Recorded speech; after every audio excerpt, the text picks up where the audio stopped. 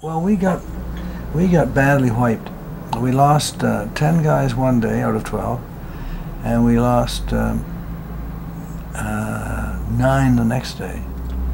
And the replacements were the guys that were flying the next day.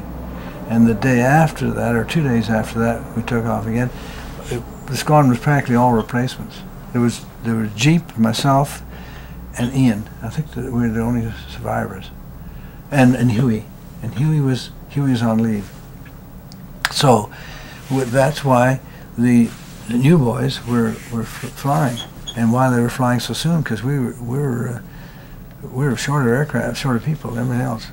We flew around 25 because the Messerschmitt had an automatic transmission. It shifted pitch, in other words, a gear shift, and it was automatic at 24,000 feet. It would kick in and out at that level, you see, and when it did that, they lost power, and you'd see a black puff of smoke come out, and so they were easier to get, because they'd be steep bank, and we'd be flying at 24, 25, 20, and they'd be puffing in and out, you see, and so if we ever got in one of those things, we usually ended up getting more of them than they got of us.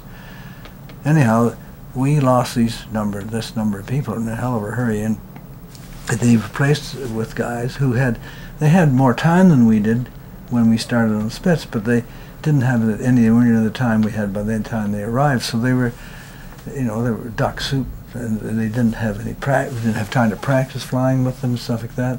They had practice at OTU, but that's not the same as when you're ops. That's how come I had a freshman behind me, and it was probably as much my fault as anybody's, because I was nursemaiding him, and I should have been more aware of what was going on.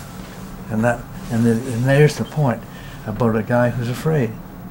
He's nursing himself, so he's not paying attention, And I was nursemaiding him. I was worried sick because I thought, and a bunch of them got shot down that day too.